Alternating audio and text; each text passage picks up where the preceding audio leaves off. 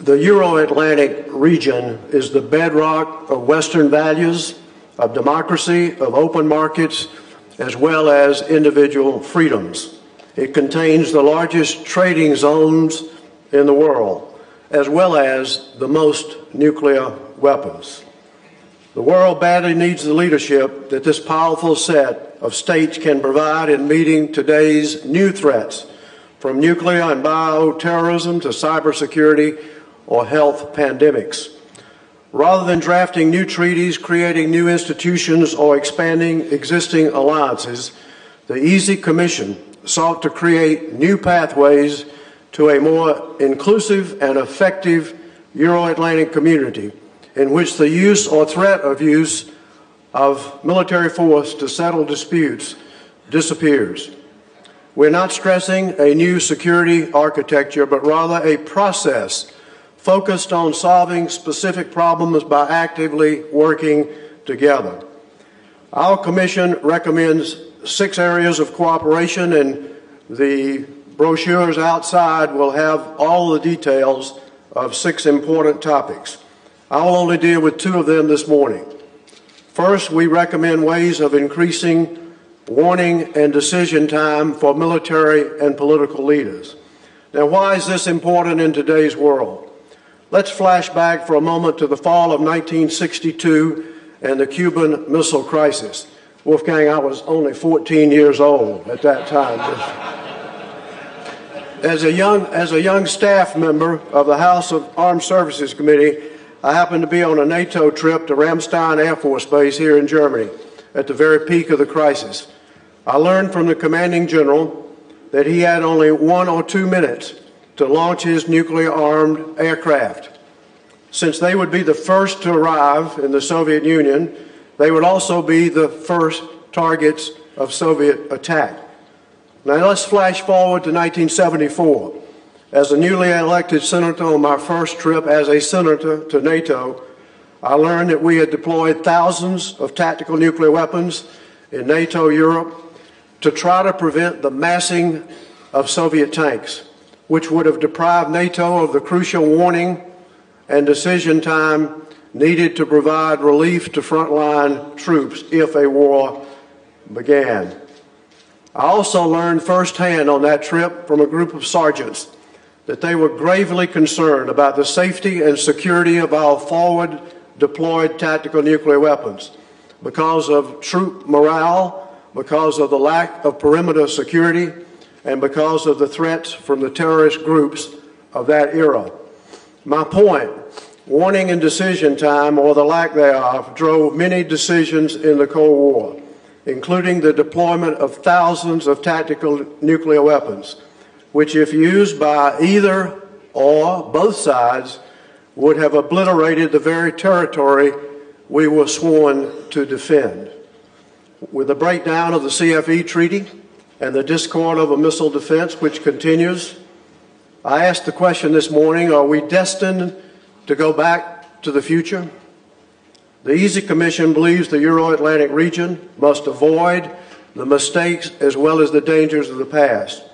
Today there is still a divide on how nations of this region perceive each other, fed by worst-case assumptions that look at capabilities, doctrines, and history, not intentions.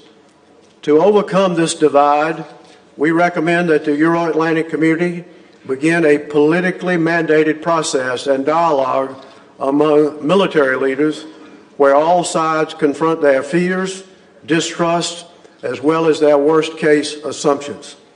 If no nation fears a short-warning conventional attack or feels the need to deter or defend against an attack, such an attack with nuclear weapons, the chances of war, including nuclear war, by accident, miscalculation, or false warning would be significantly reduced. We should discuss perceptions, capabilities, doctrines, as well as intentions. The goal should be to build trust, stability, and confidence, and create a positive dynamic for discussions on core issues. For example, nations could discuss measures related to transparency of force, limits on exercises, constraints on maneuvers in sensitive areas, and understandings of the kind of armaments that would be deployed forward. This focus should be on moving from reliance on offensive to defensive systems, understanding that defensive rather than offensive forces would be forward deployed. The EASI Commission's second recommendation concerns cooperative missile defense. Historically, missile defense has been a source of tension and has often been perceived as destabilizing the strategic balance and threatening strategic stability. Cooperation on missile defense would build trust and would lay the foundation for the Euro-Atlantic states to lead the broader international effort to meet the global threats posed not only by ballistic missile proliferation, but also by nuclear proliferation as well as terrorism. With this objective in mind, the EASI Commission created an expert of former senior policymakers and defense specialists co-chaired by Steve Hadley of the United States, General Trubnikov of Russia, and Volker Ruhr of Germany. The members of the working group devised a concept and an architecture for a cooperative U.S., NATO, Russian missile defense. They set forth the principles that should underlie it, and they laid out an architecture that gives practical expression to the concept. I think it's noteworthy that the architecture was jointly created by General Obering, the former director of U.S. Department of Defense Missile Defense Agency, and General Yeltsin, former chief of staff of the Strategic Rocket Forces of Russia. According to the EASI plan, missile defense cooperation would be accomplished through pooling of sensor data and information fed into jointly staffed cooperation centers with common situational awareness. Command and control would remain a sovereign responsibility and would not be affected.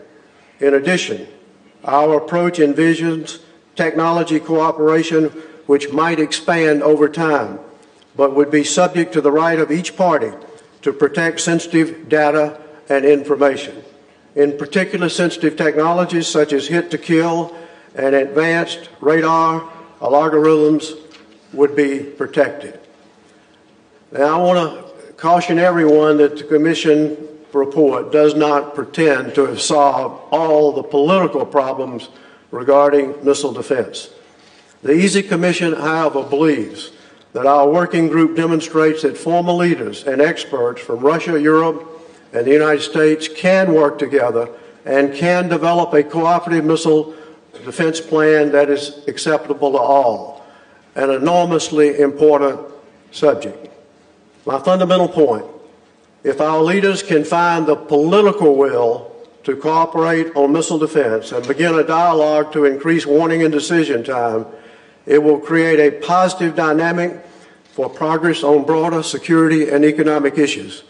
This would also be a significant step toward creating a Euro-Atlantic security community for the 21st century.